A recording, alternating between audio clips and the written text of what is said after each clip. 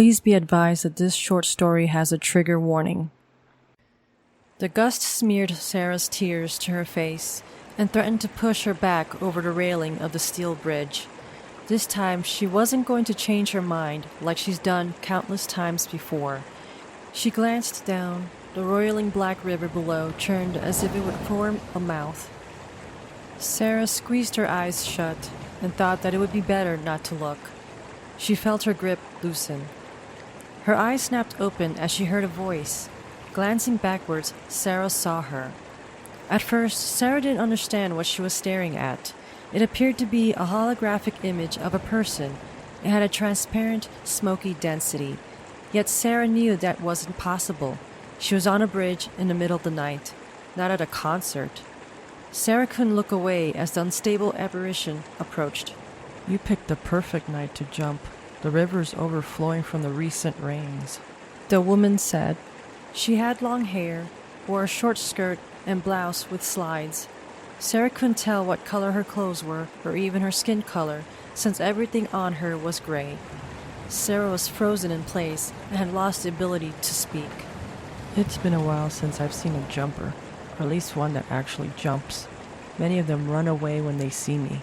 Sarah nodded and gripped the railing tight. Are you changing your mind too? The ghostly figure asked. What are you? Sarah blurted. I'm a jumper, or was a jumper. I drowned and now wander around this bridge with the others. She said. Others? Yeah, I'm not the only one who jumped. Won't be the last either. You're dead? Yes, I said I drowned, didn't I? The woman said. I must be dead, because I'm seeing things. I'm seeing ghosts. I must have jumped. Sarah said, half to herself. No, you're wrong. I would know. I've been dead for like a year. I'm a ghost. You're not. No. Sarah began. What, you don't believe in ghosts? Sarah shook her head roughly, almost sending herself off the bridge. Wait, don't go yet. I have a proposition. The ghost said. A proposition? Yeah, is this how you always have conversations? Repeating what others say? Sarah didn't say anything. Look, believe it or not, I'm a ghost. And I don't want to be one anymore. Seeing that you're planning on jumping, I thought we could switch places. The wisp said. We can do that? Sarah said she was growing tired of holding on.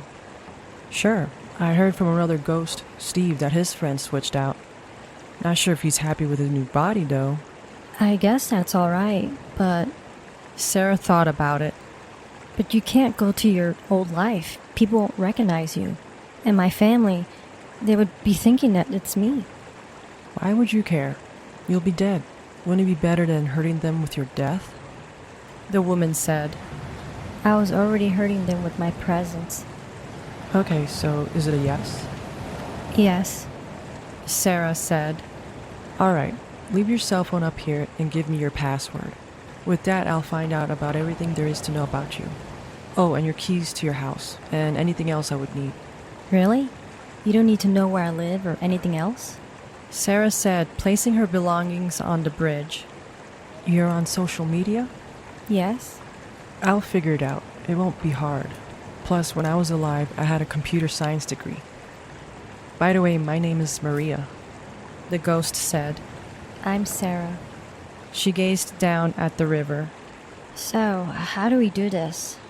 From what I heard from Steve, I'm supposed to jump with you, and somehow the switch is made. That's it? It seems like there should be more to it. I don't even know how I'll be able to see you. I'll see you in the water. I'll let you in on something. The reason you see me is because you're close to death. You know how people talk about seeing a light when they come back from being dead? It's not heaven. It's a bunch of ghosts welcoming you. Maria said. Sarah felt a deeper chill, beyond what she was feeling with the weather. Maria passed through the railing and stood next to Sarah. We'll jump together. I'll try to stay as close to you as possible. Maybe I'll get to see your ghost. Maria said. They stared down at the raging water. Sarah's conscience began to tug at her. This is crazy. I might actually be dreaming, but the cold feels so real. Maria seems like a real person. Well, ghosts were people at some point. Am I starting to believe? Sarah thought. Maria peered at Sarah. In case you're changing your mind. She said and drew her face close to Sarah's. Her coal-black pupils slipped up into her skull, exposing a milky orb. Then she opened her mouth. Her large tongue slid out. Terrified, Sarah let go of the railing. She plummeted into the river with a wide splash. Sarah's body tumbled in half circles, as if she were inside a washer. Thrashing, she instinctively made for the surface, yet the waters pulled her back. A burning sensation spread across her chest as the need for air intensified. Growing tired, she gave up paddling and closed her eyes. Maria crawled onto the gravelly shore, gasping, her lungs aching for more air. She lay on her back, waiting for her body to go back to normal, yet she was shivering uncontrollably. I'm cold. I can feel it, Maria thought. She embraced her body and began to laugh. Why did you do that? I would have jumped. A voice said beside her. Maria turned to look and saw Sarah glaring down at her. I said it was just in case. People change their minds all the time. She said as she got up. What's next? Sarah asked. I'm going to go live my life. Now I have a chance to start over. Even through the haze of Sarah's new form, Maria noticed a strange look on her face, as if she thought of something. Before anything else could be said, Maria said goodbye and made her way to the bridge to collect Sarah's things. Unlocking Sarah's phone with a code, she proceeded to search for her address. With the address memorized, Maria crossed the bridge. She glanced back and noticed Sarah staring into the river down below. Quickening her pace, she headed towards Sarah's home. Once inside Sarah's townhouse, Maria took a long, hot shower. She missed how the steaming water felt on her skin and was comforted. Afterwards, she made herself some coffee. Maria cried over the mug. She was a true Java junkie when she was alive. She was about to settle down in front of the TV when Sarah's cell rang. Maria stared at it as if she didn't know what it was. It went silent. She picked up the remote control and the phone rang again. Exasperated, Maria answered. Hello? She said in a huff. What took you so long to pick up? Anyways, do you remember who was that person that you vetted yesterday for the waiting position? I can't seem to find the information you entered. The male voice said. Maria paused. She didn't know what to say. I shouldn't have answered the phone, she thought. Hello? The man said. Yeah, I'm here. I can't remember. I have to look it up tomorrow. Maria said. Can't you check now? No, I can't check now. I have a headache. I'll tell you tomorrow. All right. The man said and hung up. Maria flung the phone down on the sofa. She realized that she didn't have time to relax. She needed to find out who Sarah was and what she did for a living. In Sarah's bedroom, she found a laptop. Perusing Sarah's phone, Maria found the password. Who does that? She thought. Once inside, she managed to glean out much of Sarah's history. Sarah worked as a remote receptionist for an events staffing company. Maria assumed that the man who called was her boss, Chad. Luckily, Sarah was well organized, and Maria was able to find the information that Chad was asking for. Ruffling through Sarah's social media pages, Maria found out that Sarah had a boyfriend for 6 years, but had broken up a couple of months ago. Might explain one of the reasons why she wanted to kill herself, Maria thought. She has 2 close friends, a grumpy cat named Sneakerdoodle, and her family lived in another state. Maria glanced around for Sneakerdoodle, but couldn't find him. She frowned. There weren't very many pictures of Sarah having fun. A few of her and her friends, and what Maria guessed was the ex. A yawn escaped her mouth, and she glanced over at the clock. It was 2 a.m. Maria sunk into Sarah's queen-sized bed without brushing her teeth or changing into pajamas. She fell asleep with a smile on her face. Maria woke to the sound of the phone ringing. She tousled out of bed and grabbed the phone. Hello? She grumbled. Sarah, what the hell is going on? You should have started working 2 hours ago. The man from yesterday, Chad, said. Oh, I'm sorry. I must have overslept. Maria said, and she scrambled to get clean clothes out of the closet. You owe Miranda big time. She's been filling in for you. Chad hung up. Maria scanned the phone and realized that he had tried calling several times. The phone was on sleep mode before this call had gone through. Once she had the laptop going, she logged into a software she vaguely remembered reading about. She also brought up her company's email and was shocked to see the amount of emails waiting for responses. This is going to be a long day, she thought. The week passed with Maria struggling to catch up with the workload and learning about Sarah's past. Sneakerdoodle eventually showed up midweek, and he didn't like the looks of Maria. He knew that she wasn't Sarah and kept his distance. Maria didn't mind. She wasn't fond of cats, yet she made sure to feed him.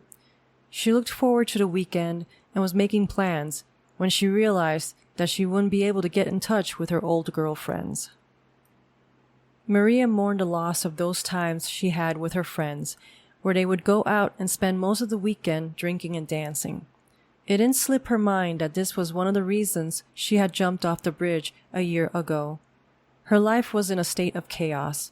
She moved from job to job, her relationships weren't stable, and her family were never supportive over anything she showed interest in. The one great accomplishment she had held was getting her master's degree in computer science. Maria had a well-paying job, but would squander all her money on living like there was no tomorrow, until there wasn't. Even though she had a heavy heart, Maria decided to venture out. Just because I don't have my girls doesn't mean I can't go out and have fun on my own, she thought. She drove Sarah's car into downtown and found a restaurant that she used to like eating at.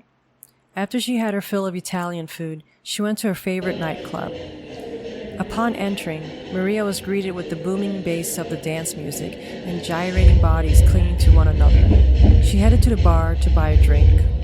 As she waited, a man with a nose piercing and tight painted-on shirt caught her eye. His muscles stretched his shirt to its fullest, which made Maria conjure up some provocative thoughts. Something caught her eye. Somewhere behind the man, near his head, was a gray, smoky apparition. She gasped as she recognized what it was. Sarah? What is she doing far from the bridge? Maria thought. Hi, this is JD, creator of Chillingly Bizarre. I wanted to personally thank all of my listeners for listening to my podcast and tuning in every time I drop a new episode. I also wanted to let you know that I've created an author website to share more of my content and to meet some of you. On that site, there's also a link to Discord, where we can chat about horror and writing.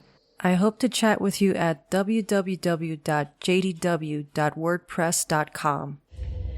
Hey. The tight shirt man had come forth. Hi. Maria mumbled as she tried to glance around him. Sarah was gone, and Maria began to breathe again. She jumped when the bartender placed her cocktail near her elbow. You okay? The man asked. Yeah, sorry, I guess I can be jumpy sometimes. Have I seen you before? Wow, they still say that line? I guess so. I've only been gone a year, Maria thought. I used to come here often, Maria said. Oh yeah? Why'd you stop? You know, life happens. My name is Damien. I'm Sarah, Maria. Maria stumbled. Which is it? It's Sarah Maria, but I like to go by Maria because that was my grandmother's name. Oh, that's cool. Damien said, and he pushed his chest out slightly. Maria appeared at the dance floor, and she almost let her cocktail slip out of her hands. Her three best friends were twerking on the dance floor, sandwiched between a group of men. They always knew how to draw a crowd of guys. I thought they hated this club, Maria thought. As she looked closely, she recognized one of the men. Maria slammed the cocktail back on the bar. Damien stared at her. Whoa, what's wrong? He asked. Sorry, I noticed some people I didn't want to see tonight. Would you like to go somewhere else? An idea came to Maria. How about we go dancing? Sure. Maria grabbed Damien's arm and dragged him towards her friends. Stopping just a half a feet away, Maria began to gyrate on Damien. She kept her gaze on one of her girlfriends, who was slow dancing with her former live-in boyfriend. The longer she peered at them, the more it stoked her anger. Before the jump, Maria thought that her boyfriend, Carlos, was the one. They had been together for about 5 years and had moved in after 3. She had dreamt of walking down the aisle, but those dreams had turned into doubt. Her self-esteem started to take a hit when she began to think that she wasn't good enough for him. Yet another reason why she jumped. Maria and Damien danced so close to Carlos and her friend Dulce that she was tempted to grab her hair. This proved what she had thought all along when she was alive, that Dulce wanted Carlos for herself. Maria noticed that Carlos still looked the same, form-fitted jeans with a Henley top and Timberland boots. His hair was kept short, and he permeated with the scent of a cologne that Maria had gifted him a long time ago.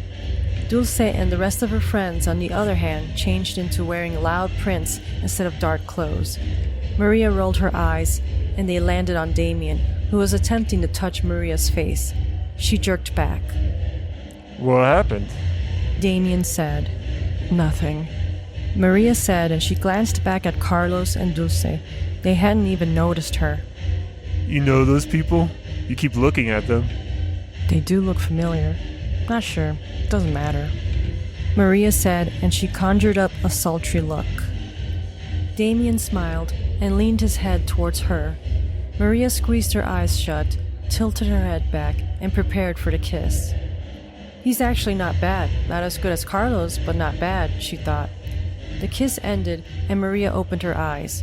Sarah was standing on the upper level of the nightclub staring down at Maria. Setting in the deadbolt and closing the curtains, Maria felt foolish knowing that it wouldn't keep a ghost out. She had run out of the nightclub, leaving Damien with his mouth open, and her friends and lover dancing the night away. Glancing around the house, she called out to Sarah. I know you're here. What do you want?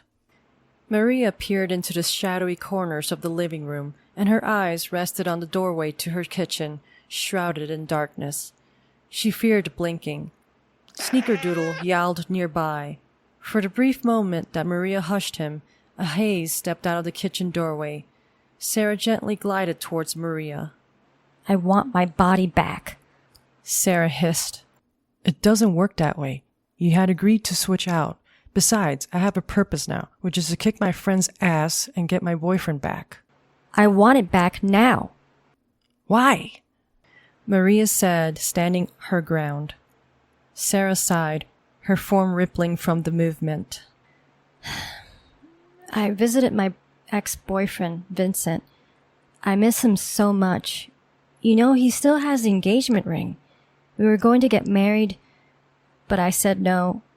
I was embarrassed of my life, and I had convinced myself that it wasn't going to work out. But I think he still loves me. I've been watching him, and there's nobody else. He didn't meet anybody, she said rapidly. Well, that's all great, I think. But like I said, you made a promise. Maria shrugged. Now, if you don't mind, I would like to get some sleep.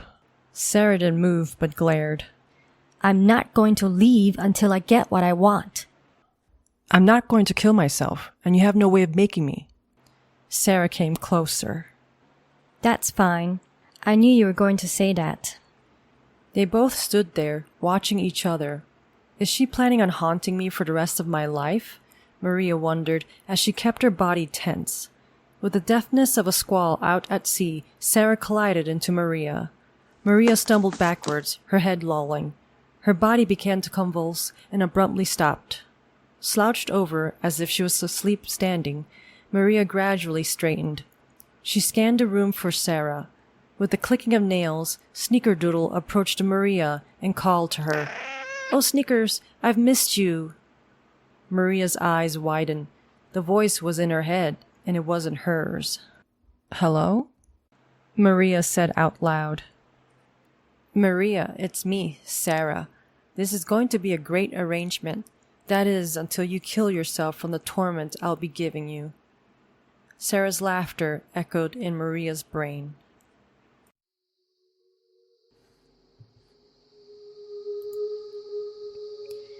Thank you for listening to the Chillingly Bizarre podcast. This was episode 15, titled Taking Place, and it was written by JDW. The episode was narrated by JDW. Chad and Damien were voiced by George W. Maria and Sarah were voiced by JDW. Credits go to freesound.org and its following contributors: Trip 2000, M. Croce, Dan Helbling, Joseph Lavardi, TRNGLE, 13 Panska, Design Dean, Kubodop, Shelby Shark, Zigvari, Benatharas, Post Prodog.